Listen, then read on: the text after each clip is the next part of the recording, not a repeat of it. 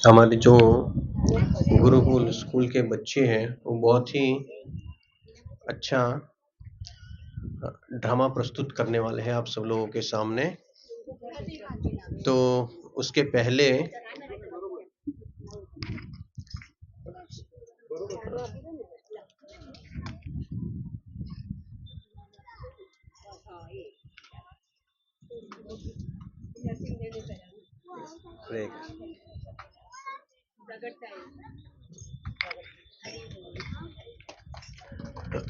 तो आज हम नरसिंह महादेव की ये कथा के ऊपर हम कुछ चर्चा करेंगे, और सिर्फ कथा नहीं पर इस कथा से हम क्या सीख सकें उसके लिए हम इसमें से क्या शिक्षा हमें मिल सकती है वो हम इसमें से देखेंगे। तो कृपया सब लोग ध्यान से सुनिए और थोड़ी देर के लिए थोड़ा अटेंशन इधर रखिए, है ना। बातें मत कीजिए और शांति से बैठिए, ध्यान से सुनिए, क्योंकि जीवन में बहुत ही ऐसे कम समय मिलते हैं जब हम एक साथ मिलकर भगवान के बारे में कुछ चर्चा कर सकें, है ना। तो आने वाली 11 तारीख को नरसिम्हा चतुर्दशी है, जिस दिन भगवान स्वयं प्रकट हुए, ऐसे अद्भुत स्वरूप में प्रकट हुए जिसकी कभी किसी ने कल्पना भी नहीं की थी और कभी किसी ने सोचा भी नहीं था और देखा भी नहीं था। ऐसा भगवान ने एक स्वरूप लिया है। तो श्रीमद् भागवतम में इसके बारे में चर्चा किया हुआ है। सातवां जो स्कंद है उसमें प्रहलाद नरसिम्हा की पूरी कथा का वर्णन है। तो उसकी शुरुआत किस प्रकार से होती है उसके अगर हम चर्चा करें तो श्रीमद् भागवतम में सुखदेव गोस्वामी और परीक्षित महाराज के बीच चर्चा है। तो जिसमें सुखदेव गोस्वामी को परीक्षित महाराज ने एक प्रश्न पूछा। जस्ट फ्लैशबैक में जाए तो एक और लीला हुआ था, इसमें वृत्तासुर करके एक असुर था। उस असुर का वध भगवान ने किया, इंद्र के द्वारा करवाया भगवान ने उसका वध। तो फिर परीक्षित महाराज ने प्रश्न पूछा कि भगवान ने असुर का वध करवा दिया और इंद्र का पक्ष ले लिया, तो ऐसा क्यों हुआ? भगवान क्या कहते हैं? समोहम सर्वभूतेषु। भगवान कहते हैं भगवद गीता में कि सब लोग मेरे लिए एक समान है, ना ही कोई मेरे लिए किसी का मैं पक्ष लेता हूं, ना ही किसी की कोई फेवर लेता हूं, कुछ नहीं करता हूं। तो परीक्षित महाराज ने पूछा कि ऐसा क्यों लगता है कि भगवान इंद्र का पक्ष ले रहे हैं, एक व्यक्ति का पक्ष ले रहे हैं और किसी एक को वध करवा रहे हैं? तो इसके उत्तर में सुखदेव गोस्वामी कह रहे थे कि ऐसा ही एक प्रश्न युधिष्ठिर महाराज ने नारद मुनि को पूछा था। तो उसके बारे में मैं तुम्हें बताता हूं। तो देखिए, कभी भी कोई कथा बताता है, कुछ करता है, तो जो आचार्य है, जो जिसने आगे पहले कुछ किया हुआ है, उसका रेफरेंस देके बताते हैं। तो यहाँ पे सुखदेव गोस्वामी भी यही कर रहे हैं। कहते हैं कि जो परीक्षित महाराज थे उसके ही वंश में पहले हुए ना, जो उनके दादा हैं युधिष्ठिर महाराज। तो उसने प्रश्न पूछा। कब प्रश्न पूछा था? वो जो शिशुपाल का जब वध हुआ, है ना, भगवान की जब सभा में, युधिष्ठिर महाराज की जो सभा में, वहां पे जो शिशुपाल आया था और शिशुपाल का भगवान ने वध कर दिया। तो क्या हुआ कि शिशुपाल में से ज्योति निकला और भगवान में लीन हो गया। तो युधिष्ठिर महाराज ने देखा और युधिष्ठिर महाराज ने तब पूछा नारद मुनि को कि देखो देखो नारद जी, जो गति बड़े बड़े योगी लोगों को, बड़े बड़े तपस्वी लोगों को नहीं मिलती, वो इस असुर को मिल गई। जो शिशुपाल था, भगवान का द्वेषी था, उसको ऐसी गति मिल गई। तो ऐसा क्यों हो गया? तो वहां पे नारद मुनि कथा बताते हैं युधिष्ठिर महाराज को कि ये जो शिशुपाल कोई और नहीं था, भगवान का जो द्वारपाल थे, जय और विजय। तो इसीलिए उनकी कथा बताने के लिए उन्होंने कहा कि जो भगवान के द्वारपाल है, जय और विजय, वो 3 जन्म में असुर बन के आए उसमें से पहला जो उनका जन्म था वो था हिरण्यक्ष और हिरण्यकश्यपु के रूप में। तब वहां चर्चा आती है हिरण्यकश्यपु की, कि भगवान ने वराह अवतार लेके तो हिरण्यक्ष का वध कर दिया था, पर जो हिरण्यकश्यपु था वो बहुत ही बड़ा द्वेषी था भगवान का। तो भगवान का बहुत बड़ा द्वेषी था। बच्चे लोग बैठ जाइए, आप बैठ जाइए। तो जो हिरण्यकश्यप था वो पहले से इतना द्वेषी था कि जो विष्णु है उसने मेरे भाई का वध कर दिया है, तो इसीलिए कैसे भी करके मुझे उसका वध कर देना है। तो जो हिरण्यकश्यप था, हिरण्यकश्यप का शब्दों का मतलब ही होता है, क्या होता है? सोना और आराम, है ना, हिरण्यकश्यप। तो इसका मतलब ही ये है कि जिसका आनंद, जिसको आनंद सिर्फ सोने में मिलता है और धन में, बस इसी में व्यक्ति आसक्त होता है। तो इसीलिए हमें भी सोचना चाहिए, अगर हम हमारे जीवन में सिर्फ यही चीज में आसक्ति है हमारी, कि हम सिर्फ धन के पीछे ही लगे हुए हैं अपना पूरा जीवन, और किस प्रकार से अच्छी तरह से इंद्रिय तृप्ति करें, हम सोते रहे, ऐशो आराम करते रहे, तो हम में और हिरण्यकश्यप में कोई अंतर नहीं है। तो ऐसा जो हिरण्यकश्यप था उसने सोचा कि मैं तपस्या करूंगा, तपस्या करके क्या करूंगा, मैं अमर बन जाऊंगा, ऐसा सबसे पहले वर प्राप्त करता हूं। तो इसीलिए वो गया, जंगल में गया, कहा बताते हैं, है ना, मंदराचल पर्वत है, तो वहां पे हिरण्यकश्यप गया और वहां पे जाके उसने तपस्या शुरू की। तो कहते हैं कि हिरण्यकश्यप ने जब तपस्या शुरू किया तब उसने बहुत ही उग्र तपस्या शुरू किया। देखिए, तपस्या दो प्रकार से होती है। जो भक्त लोग होते हैं वो तपस्या क्यों करते हैं? भगवान की प्राप्ति के लिए, भगवान की प्रसन्नता के लिए करते हैं, या फिर दूसरे जीवों के उद्धार के लिए भी करते हैं कि समाज में लोग सुखी हो। पर कुछ लोग ऐसे असुर होते हैं, वो भी ऐसी बड़ी बड़ी तपस्याएं करते हैं, पर उनका उद्देश्य क्या होता है? लोगों को दुख देना। इस प्रकार की, तो ऐसी तपस्या ये हिरण्यकश्यप ने शुरू किया। तो कहते हैं कि ऊर्ध्व बाहु नभो दृष्टि, ऊर्ध्व बाहु दोनों हाथों को ऊपर किया, और नभ आकाश की तरफ उसने दृष्टि किया, और जमीन के ऊपर सिर्फ अंगूठे के, पैर के दो अंगूठे सिर्फ जमीन पर, इतना ही था। और ऐसी तपस्या उसने शुरू की। कितने समय तक किया? 36,000 साल तक तपस्या किया हिरण्यकश्यप ने। तब ऐसी जब उसने तपस्या की तो फिर ब्रह्मा जी को ना चाहते हुए भी आना पड़ा। ब्रह्मा जी पृथ्वी के ऊपर आए, फिर उन्होंने देखा 36,000 साल तक। आपको लगेगा ये कैसे संभव है ना? पर ये कलयुग की चर्चा नहीं है, ये जो बात हो रही है वो सतयुग की बात हो रही है।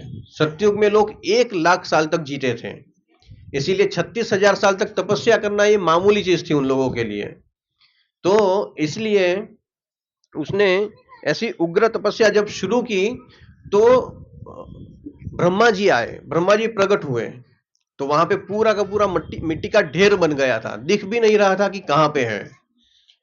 तो फिर उसमें से जब आवाज आ रही थी, ओम ब्रह्माय नमः, ओम ब्रह्माय नमः करके आवाज आ रही थी, तो उन्होंने देखा, फिर उन्होंने गंगा का छिड़काव किया, तब वहां से वो सारी मिट्टी निकल गई और सिर्फ उसको उसका शरीर प्राप्त हुआ। और फिर ब्रह्मा जी ने उसको कहा कि मांगो, क्या चाहते हो? तो ब्रह्मा जी को क्या कहा उसने? मुझे वरदान दीजिए कि मैं अमर हो जाऊं। ब्रह्मा कहते हैं सॉरी, अमर तो मैं भी नहीं हूं, ये मैं नहीं दे सकता। इसीलिए ब्रह्मा जी को भी एक ऐसा समय आता है जब ब्रह्मा जी की भी मृत्यु होती है। आप ब्रह्म भूना लोका पुनरावर्तिनो अर्जुन, है ना, पाताल से लेके आप ब्रह्म भूना, ब्रह्म लोक तक सारे के सारे लोगों के लिए क्या है? पुनरावर्तनी अर्जुन, उनके लिए जन्म होता है और मृत्यु होती है। तो फिर ब्रह्मा जी ने मना कर दिया। तब उसने कहा कि ठीक है, कुछ और दे दीजिए, है ना। तो ब्रह्मा जी ने कहा कि कुछ और मांगो।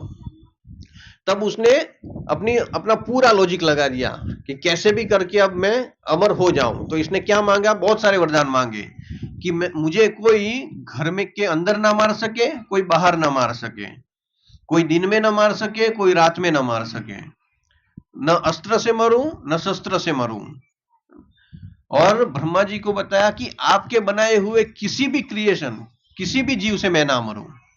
तो इस प्रकार से उसने ऐसे बहुत सारे वरदान ले लिए ब्रह्मा जी से, और ब्रह्मा जी ने कह दिया तथास्तु। अब उसका जो शक्ति था इतना बढ़ गया कि सिर्फ पृथ्वी लोक पे नहीं, स्वर्ग लोक के ऊपर भी उसने अपना कब्जा कर लिया। अंत में आएगा जब भगवान उसका वध करेंगे, तब इंद्र आके कहेगा कि अच्छा हुआ प्रभु आपने मारा इसको, ये मेरे से झाड़ू मरवाता था।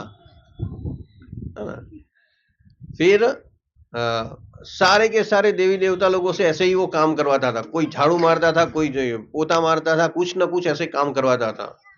इसीलिए देवी देवता लोग भी उससे डरते थे, इतना शक्तिशाली था वो, है ना। पर हुआ क्या कि वैसे असुर के घर पे, है ना, प्रहलाद का जन्म हुआ। उसका जो पुत्र था वो भगवान का बहुत ही शुद्ध भक्त था। ये जब तपस्या करने के लिए जा रहा था, तो उस समय पे कयादू, है ना, जो हिरण्यकशिपु की जो पत्नी थी, वो गर्भवती थी। तो इसीलिए देवी देवता लोगों ने पूरी तरह से प्लान बना लिया था और कयादू को किडनैप करके ले जा रहे थे। ये हिरण्यकशिपु जब तपस्या कर रहा था उस समय की बात है। तो तो उनको ले जा रहे थे, तो नारद जी ने बीच में आए और नारद जी ने उनको पूछा कि इसको कहां ले जा रहे हो, कि आप देवता लोग हो और ऐसे किसी स्त्री को किडनैप करके ले जा रहे हो, ये अच्छी बात नहीं है। तो इसीलिए देवी देवता लोग बताने लगे, ये असुर का पुत्र है, इसके गर्भ में हिरण्यकशिपु कितना खतरनाक है, और आप सोचो इसका पुत्र तो उससे भी और खतरनाक होगा। तो इसीलिए हम इसे ले जा रहे हैं, जब इसका जन्म हो जाएगा तब हम इसको मार डालेंगे, क्योंकि कोई और बड़ा असुर उत्पन्न ना हो।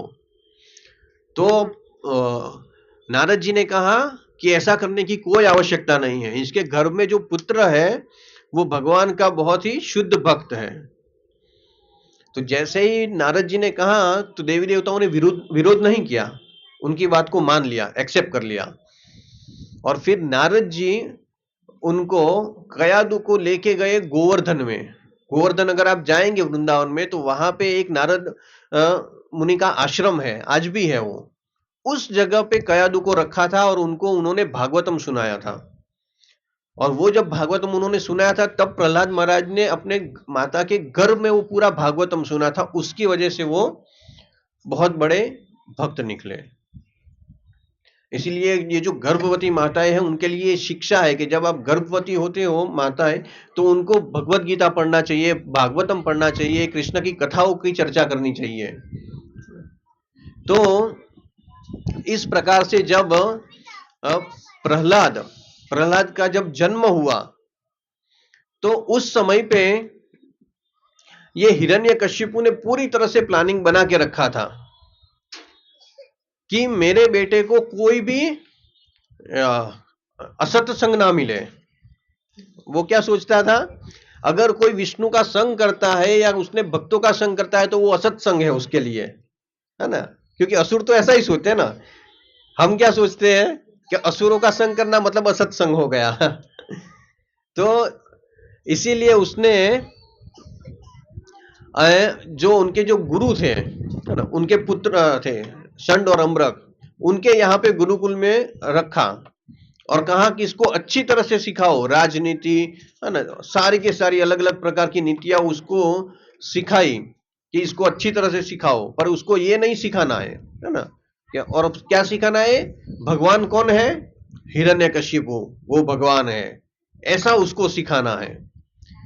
तो इस प्रकार से जो प्रहलाद महाराज है, उनको गुरुकुल में पढ़ने के लिए रखा। पर ये प्रहलाद महाराज पहले से ही, है ना, जन्म से ही भगवान के शुद्ध भक्त हैं, तो इसीलिए उनके ऊपर इनका कोई असर नहीं पड़ा कि ये क्या सिखा रहे हैं, क्या करवा रहे हैं। पर होता क्या था वहां पे कि जब छुट्टी होती थी, मतलब रिसेस का, खेलने का टाइम होता था, तो प्रहलाद महाराज को खेलने में कोई रुचि नहीं थी। वो क्या करते थे, वो सब अपने जो मित्र है उन लोगों को इकट्ठा कर लेते थे और इकट्ठा करके फिर उनको भागवतम का ज्ञान देते थे और उनको बताते थे। क्या कहते थे, प्रहलाद महाराज बताते थे अपने मित्र लोगों को, कौमारम आचरित प्राज्ञो धर्मान भागवतानिह दुर्लभ मानुषम जन्म तद अपे अध्रुवम अर्थदम। तो कहते थे कि कौमारम आचरित प्राज्ञो, मतलब वो कहते थे प्रहलाद महाराज, देखिए ये इंस्ट्रक्शन प्रहलाद महाराज जो बता रहे हैं वो सिर्फ अपने उनके मित्रों के लिए नहीं है, ये हमारे लिए है। तो कहते हैं कि 5 साल की आयु से कौमारम आचरित, कौमारम मतलब 5 साल की आयु, 5 साल की आयु से व्यक्ति को भगवान की भक्ति में जुड़ जाना चाहिए। फिर क्या कहते हैं, दुर्लभ मानुषम जन्म, ये मनुष्य जन्म जो है वो बहुत ही दुर्लभ है, बहुत ही मुश्किल से मिलता है। अब ऐसा मत समझिए कि बहुत ही आसानी से हमें ये मनुष्य जन्म मिल गया है। 84 लाख प्रकार की अलग अलग योनियों में हम घूमे हैं, उसके बाद जाके कभी एक बार ऐसा चांस मिलता है हमें कि हमें मनुष्य जन्म दिया जाता है भगवान के द्वारा। और मनुष्य जन्म में कार्य क्या करना चाहिए, प्रहलाद महाराज कहते हैं कि इस समय से व्यक्ति को भगवान की भक्ति में जुड़ जाना चाहिए। ये कैसा है, अध्रुवम, है ना, ध्रुवम मतलब सनातन, हमेशा रहने वाला, अध्रुवम मतलब ये हमेशा के लिए नहीं रहेगा, ये कुछ समय के बाद नष्ट हो जाएगा ये शरीर। पर कैसा है, अर्थदम, अर्थदम मतलब बहुत ही महत्वपूर्ण है, वैल्यूएबल चीज है। तो इसको हमें भगवान की सेवा में लगाना चाहिए। हमें ये जन्म मृत्यु के चक्र में से बाहर निकलने के लिए उसका यूज करना चाहिए। तो इस प्रकार से जब हम भगवान की सेवा में जुड़ते हैं, प्रहलाद महाराज कहते हैं कि ये मनुष्य जन्म का उपयोग यही है कि आप इसी जन्म में भगवान के धाम चले जाओ और उनको प्राप्त कर लो। कहते हैं कि जिस प्रकार से ये हमें दुख मिलता है, कोई मांगता है दुख? आप में से कितने लोग हैं जो भगवान को रोज प्रार्थना करते हैं कि हमें दुख दे दीजिए? कोई कहता है? कोई नहीं कहता। सब लोग क्या कहते हैं, सुख संपत्ति घर आवे, है ना, कि हमें सुख प्राप्त हो। पर प्रहलाद महाराज कहते हैं कि जैसे बिन बुलाए दुख आता है, उसी प्रकार से बिन बुलाए सुख भी मिल जाएगा जो आपके नसीब में है वो। इसके लिए कोई एक्स्ट्रा एफर्ट लगाने की आवश्यकता नहीं है। एक्स्ट्रा एफर्ट कहते हैं कि एक्स्ट्रा एफर्ट लगा, व्यक्ति क्या होता है, व्यक्ति क्या सोचता है कि मैं अब सुखी होना चाहता हूं, मैं प्रयास करूंगा सुखी होने के लिए, और सुखी होने के लिए वो बहुत मेहनत करता है, 12-12, 15-15 घंटे काम करता है, और जब वो प्रयास करना शुरू करता है तभी उसका दुख शुरू हो जाता है, कष्ट शुरू हो जाता है। इसीलिए व्यक्ति सोचता है कि मैं सुख प्राप्त करने के लिए जाऊंगा, पर अल्टीमेटली वो दुख प्राप्त करने के लिए जा रहा है। ये प्रहलाद महाराज कह रहे हैं, मैं नहीं कह रहा हूं। तो इस तरह से व्यक्ति को चाहिए कि वो अपना समय भगवान की सेवा में लगाए। यहाँ पे जो माता जी ने गुरुकुल शुरू किया हुआ है, इसी का यही पर्पस है कि सब लोगों को अच्छे संस्कार मिले, हमारे बच्चों को, बच्चे लोग अच्छा कार्य करना सीखे, भगवान की भक्ति सीखे, है ना। कई बार कई सारे माता पिता हमें मिलते हैं और हमें कहते हैं कि हमारे बच्चे को आपके गुरुकुल में रखना है। क्यों रखना है? हाँ, इसको श्लोक आने चाहिए, इसको अच्छा संस्कार आने चाहिए, ये सब कुछ आने चाहिए, है ना। पर हम क्या कहते हैं, चैरिटी बिगिंस फ्रॉम होम। कैसे? कि अगर ये आचरण में लेंगे तो हमारे बच्चे ऑटोमेटिक आचरण में ले लेंगे। इसीलिए माता पिता को आवश्यक है कि सबसे पहले वो खुद आचरण में उतारें, वो खुद भक्ति करना शुरू करें, तो बच्चे ऑटोमेटिक करना शुरू कर देंगे। बच्चे सिर्फ और सिर्फ हमें देख के ही सीखते हैं, है ना? देखो ये हाँ बोल रही है ना? तो बच्चे लोग हमें देख के ही सीखते हैं कि माता पिता क्या कर रहे हैं वो वही करेंगे, सिंपल। उसको ज्यादा ये लेक्चर की जरूरत नहीं है बच्चे लोगों को। बच्चे लोगों को सिर्फ उनके माता पिता जो करेंगे वो करना शुरू कर देंगे। इसीलिए माता पिता को चाहिए कि वो भक्त बन जाए, तो बच्चे ऑटोमेटिक बन जाएंगे भक्त, है ना? तो ये प्रहलाद महाराज की शिक्षा है कि 5 साल की आयु से करना शुरू कर देना चाहिए भक्ति। यहाँ पे कितने लोग 5 साल की आयु के नीचे के हैं, है ना? ऑलमोस्ट सब लोग, है ना? जो लोग हैं 5 साल की ऊपर से हैं,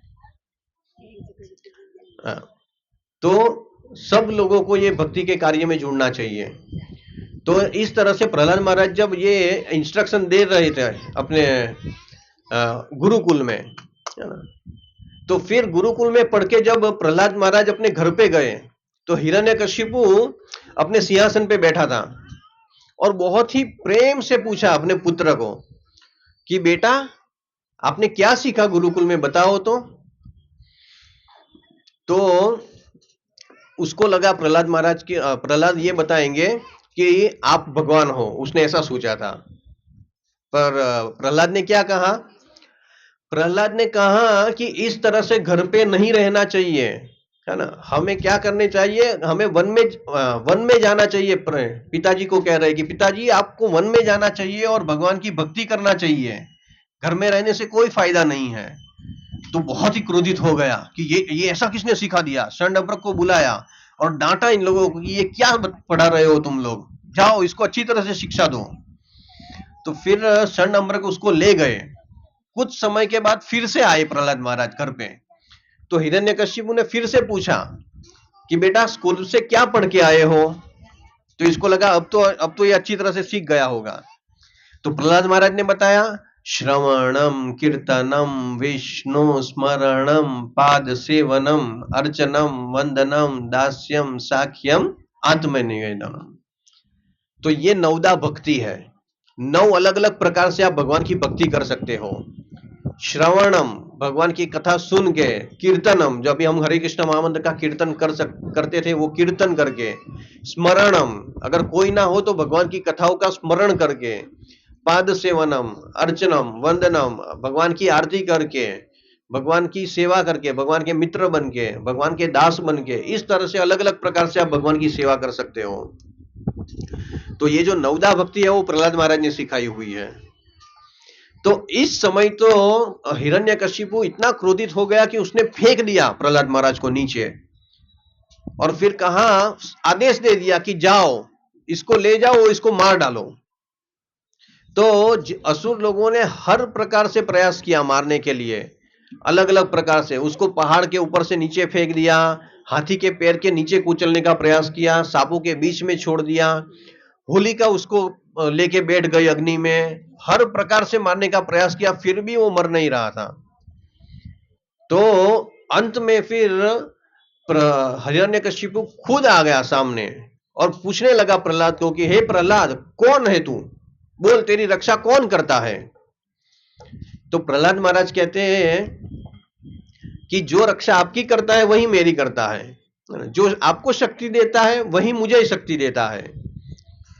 तो उसने कहा कि कहाँ है तेरा भगवान, तू विष्णु विष्णु करता है, कहाँ है, दिखा मुझे। तो प्रहलाद महाराज ने कहा कि वो तो हर एक जगह पे है, कण कण में है, अत्र तत्र सर्वत्र, सब जगह पे भगवान विराजमान है। तो हिरण्यकशिपु की नजर एक खंबे के ऊपर गई। उसने पूछा कि क्या ये खंबे में है तेरा भगवान? तो प्रहलाद महाराज ने कहा है। तो वो अपनी गदा लेके गया और जोर से खंबे में मारा और जैसे भी खंबा टूटा तो अंदर से ऐसा अद्भुत, ऐसा स्वरूप लेके भगवान प्रकट हुए जो कभी किसी ने देखा भी नहीं था। तो इस तरह से नरसिम्हा भगवान प्रकट हुए। नरसिम्हा भगवान की जय। तो तब उस समय पे हिरण्यकशिपु ने जब देखा तो आश्चर्यचकित हो गया कि ये कौन है। उसने देखा कि ना ही लग रहा है कि ये कोई मानव है, ना ही लग रहा है ये कोई पशु है ना। तो इस प्रकार का स्वरूप लेके आए। तो ये कथा जब सुखदेव गोस्वामी परीक्षित महाराज को बता रहे थे, तब वहां पे लिखा है कि वहां पे बता रहे हैं कि प्रहलाद के ने जब कहा कि इस खंबे में मेरा भगवान है ना, मेरे भगवान है इस खंबे में, तो उस समय पे भगवान नहीं थे वहां पे। तो वहां पे बताते हैं सत्यम विधातुम निजभृत भाषितम, कहा कि सत्यम विधातुम, है ना, निज भृत, भृत भाषितम मतलब भृत मतलब सेवक, भगवान के जो भक्त है उसके मुख से निकल गया कि यहां पे मेरे भगवान है। तो इस बात को सत्य करने के लिए, सत्यम विधातुम, तो ऐसी बात को सत्य करने के लिए फिर भगवान प्रकट हुए। और न मृगम न मानुषम, तो ऐसे प्रकट हुए, स्तंभे सभायम न मृगम न मानुषम, ऐसे जो मनुष्य भी नहीं है न सिंह भी नहीं है, तो ऐसा अवतार लेके भगवान खंबे के अंदर से प्रकट हुए। तो भगवान का ये अवतार लेने का मेन उद्देश्य यही है कि भगवान अपने भक्त की बातों को सत्य करना चाहते हैं। एक तो प्रहलाद महाराज की बात सत्य करना चाहते थे कि खंबे में है भगवान, और दूसरे किसकी, दूसरी ब्रह्मा जी की। ब्रह्मा जी ने वरदान दिया था कि उनके क्रिएशन में से, उनके बनाए हुए किसी जीव से उसकी मृत्यु ना हो। तो इसीलिए ये जो अवतार लिया वो ऐसा अवतार लिया कि ना कोई पशु भी मारे ना कोई मनुष्य मार सके। तो ये पशु भी नहीं है और नर भी नहीं है। तो फिर हिरण्यकशिपु इतना शक्तिशाली था कि वो भगवान के ऐसा अवतार देखा, और इतना बड़ा अवतार देखा। जब नरसिम्हा अवतार अपना सिर हिलाते थे तो उनके जो बाल थे वो आकाश में जो बादल है उसको भिन्न के ऊपर निकल जाते थे, इतना बड़ा अवतार था भगवान का। तो इसके सामने भी हिरण्यकशिपु युद्ध करने के लिए लगा और बहुत घोर युद्ध चला। पर जब शाम का समय आया तब हिरण्य नरसिम्हा देव ने उसको ले गए चौखट के ऊपर और फिर अपने गोद में रख के उसको फाड़ डाला अपने नाखून से। तो यहां पे जब वध किया तब जो ब्रह्मा जी ने जितने अवतार दिए थे वो सबकी रक्षा कर ली भगवान ने, कि घर के बाहर भी नहीं मारा और घर के अंदर भी नहीं मारा। कहां पे मारा, घर के चौखट के ऊपर, बीच में, दरवाजे के पास बीच में मारा। फिर न अस्त्र से न शस्त्र से, तो भगवान ने किससे मारा, अपने नाखून से। ये नाखून है, ये क्या है, जिंदा भी है और मरा हुआ भी है। जिंदा इसलिए है क्योंकि ये बढ़ता है, और मरा इसलिए इसको काट दो तो भी कोई फर्क नहीं पड़ता है। तो इसीलिए इससे भगवान ने उसका वध किया। जो मनुष्य भी नहीं है और नर भी है, जो पशु भी नहीं है और नर भी नहीं है, मनुष्य भी नहीं है, तो इस प्रकार से उनका वध कर दिया। तो भगवान इतने क्रोधित थे, उनका वध कर देने के बाद भी उनका क्रोध शांत नहीं हो रहा था। तो जितने भी देवी देवता लोग थे वो सब लोगों ने पुष्प वर्षा की भगवान के ऊपर, पर भगवान तो अभी भी क्रोध में थे। तो ब्रह्मा जी आए, शिव जी आए, इंद्र आए, सब लोग आए, पर किसी की हिम्मत नहीं हुई कि इन भगवान के सामने जाके भगवान की कोई स्तुति भी करे या भगवान को शांत करे। तो लक्ष्मी जी को आगे किया कि शायद पत्नी को देख के कुछ उनका क्रोध ठंडा हो जाए। तो लक्ष्मी जी ने मना कर दिया कि नहीं नहीं, मेरे प्रभु का आज तक मैंने ऐसा रूप नहीं देखा, मैं नहीं जा सकती। तो फिर अंत में ब्रह्मा जी ने कहा कि प्रहलाद, भगवान तुम्हारे लिए प्रकट हुए हैं इसलिए तुम जाओ। तो जब प्रहलाद उनके आगे गए, भगवान के सामने गए, तो प्रहलाद को देख के ही भगवान का सारा क्रोध ठंडा हो गया और अपनी गोद में बिठा के वो चाटने लगे, प्रेम करने लगे। तो फिर नरसिम्हदेव प्रहलाद को बताते थे कि मुझे क्षमा कर देना, मुझे आने में देर हो गई, कि तुम्हें बहुत कष्टों का सामना करना पड़ा, मांगो, क्या मांगना चाहते हो। तो प्रहलाद महाराज ने कुछ नहीं मांगा कि मैं कोई बिजनेसमैन नहीं हूं, है ना, मुझे कुछ नहीं चाहिए। पर भगवान ने बहुत इंसिस्ट किया।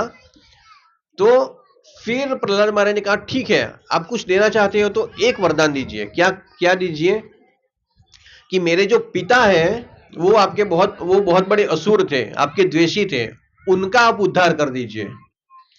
तो पता है भगवान ने क्या कहा कि जिस कुल में तुम्हारे जैसे भक्त जन्म लेते हैं उनकी 21 पीढ़ियां तर जाती हैं, इसीलिए तुम्हारी पिता की कोई चिंता करने की आवश्यकता ही नहीं है। तो आप सोचिए, अगर आप भक्त बनते हो, भगवान की भक्ति करते हो, तो 21 पीढ़ियां तर जाती है, कभी किसी को चिंता करने की आवश्यकता नहीं है। तो इसीलिए भगवान की भक्ति करना ये बहुत ही महत्वपूर्ण कार्य है। इसलिए हमें हमेशा समय निकाल के भगवान की सेवा में जुड़ना चाहिए। यहाँ पे एन ब्लॉक में हम जहाँ पे रहते हैं वहाँ पे एवरी सैटरडे हमारा ये सत्संग प्रोग्राम होता है, और ये पिछले 8-9 साल से हो रहा है। तो आप सब लोगों को भी, जो पेरेंट्स हैं उनको चाहिए कि आप भी सत्संग प्रोग्राम में जुड़िए। यहाँ पे सैटरडे को जो गुरुकुल होता है, बच्चे तो सीखेंगे ही, पर साथ साथ आप लोगों को भी सीखना चाहिए। तो आप भी समय निकाल के आइए एवरी सैटरडे। तो यहाँ पे हम विराम लेते हैं, किसी को कोई प्रश्न है तो पूछ सकता है।